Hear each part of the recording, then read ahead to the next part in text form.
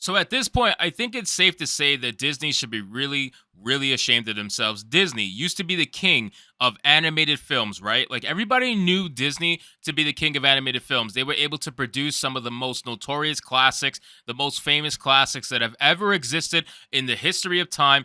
Disney was the ones to go to when it came to actual animated production films.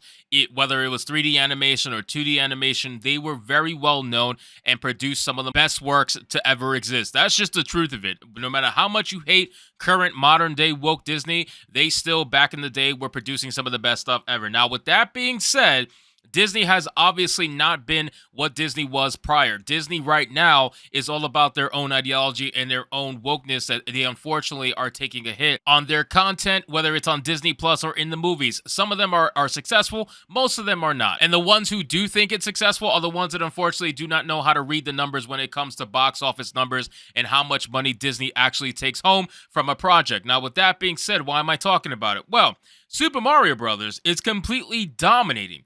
And I mean dominating the box office to the point where Disney should really be ashamed of themselves. Like, obviously, Nintendo is a big name in the gaming space. There is no doubts about that. Super Mario, especially, is a big name in the gaming space or a big name in the pop culture space because he is known not just for his games, but ultimately, most people will know him because of his games. And Super Mario Brothers with Illumination Entertainment have decided to make a movie that shows you that when you give the fans what they want, they will respond with their money. This whole narrative about, everybody's scared to go to the movie theater still, it's never going to be the same like it was before. That whole narrative is bullshit because movies like this, movies like Spider-Man No Way Home, movies like Top Gun Maverick, they prove that when you give the fans what they want, you are going to get their money. It's just the easiest, most bullshit argument to completely tear apart. So let's get into this article from good old show media website CBR and see what it has to say. So it says Super Mario Brothers powers up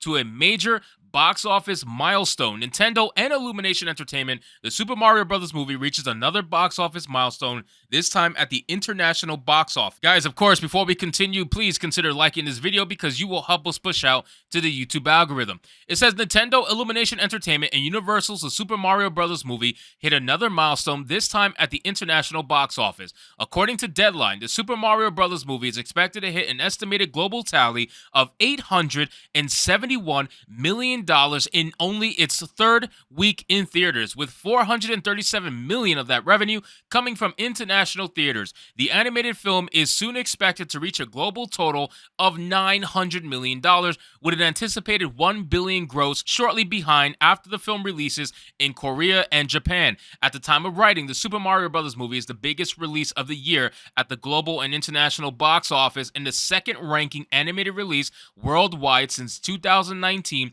just behind Illumination and Universal's Minions: The Rise of Gru. So again, how much more proof do you need to showcase that you should give the fans what they want? As much as these developers and studios love to try to preach to people every time they make new content now, because content for them is a means of getting their political ideology across, if you were to just give the fans what they're asking for and give them a good movie that they can go enjoy with either by themselves, with their friends, or with their family, you will be rewarded with their money. I don't know how much more I can say that because it really is the simplest formula. Like, why do you have to make this so unbelievably difficult? There is no reason for content creation or movie creation to be this difficult. You should be focusing on the art of it instead of how many articles you can run about having the first black XYZ person in a role or the first openly LGBTQ whatever acronym in the role. Like, you guys are so focused on your identity politics that you're incapable of making a good TV show, movie, or video game or whatever. It's simply because you're making it more complicated than it has to be. Super Mario Brothers as a movie as a whole is one of the most simplest mindset movies you can have. It is literally the easiest thing to make, and they are making almost $1 billion. It is ridiculous that Disney can sit there and claim success with some of their most terrible fucking TV shows and movies that they've come out with recently, but then you have a movie like Super Mario Brothers that completely destroys everything they've come out with recently in a shorter time frame. That's the most hilarious thing too. It took Black Panther, God knows how, I don't even know how long. It took them a long long time to reach $800 some odd million globally, and you have this movie doing it in 3 weeks. And Black Panther is one of the MCU's biggest IPs in terms of movies. So again, imagine their smaller movies, right? It's such an insult to modern day Disney that they can even think that their identity politics is worth giving up all the money that they've been giving up with their stupid live action remake movies that keep doing terribly. Their Peter Pan and Wendy live action remake that they're not even bothering to release in theaters because they know it's going to be bad. So they're just launching it on Disney Plus in the hopes that they garner subscriptions. It is just so terrible. It says the Super Mario Bros. Movie continues to top the box office despite the recent release of the highly anticipated horror sequel Evil Dead Rise.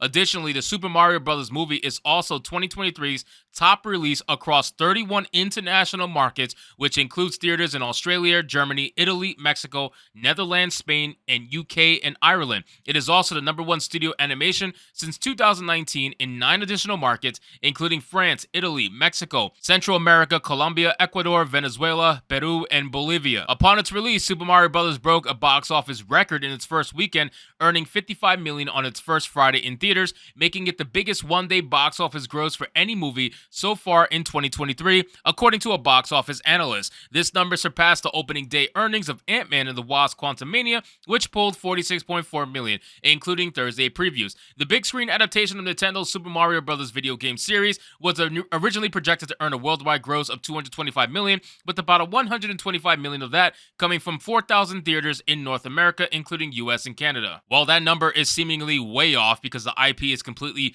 destroying the box office any which way it can. And the fact is, Ant-Man and the Wasp: Quantumania did amazing in the first day that it came out. Its opening day did very well.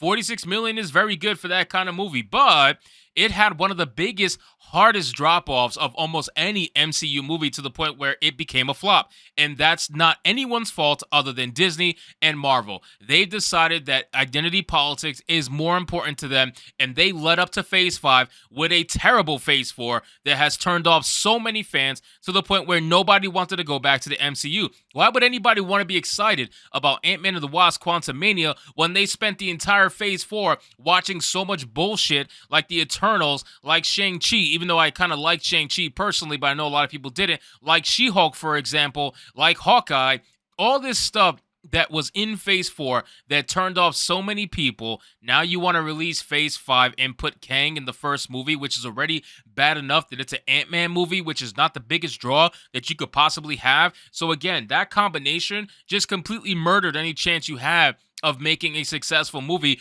on top of your identity politics bullshit that turned off so many people in Phase 4. So again, guys, Super Mario Brothers is showing us that you can definitely make a ton of money. If you give the fans what they want, you will get their money. It is as simple as that. Unfortunately for Disney, though, they can't seem to grasp that concept. So anyway, guys, thank you so much for watching this video. I hope you did enjoy it, and if you did, consider leaving me a subscribe. I would greatly appreciate it. Don't forget to like the video, comment, let me know what you thought, and I'll see you guys on the next one.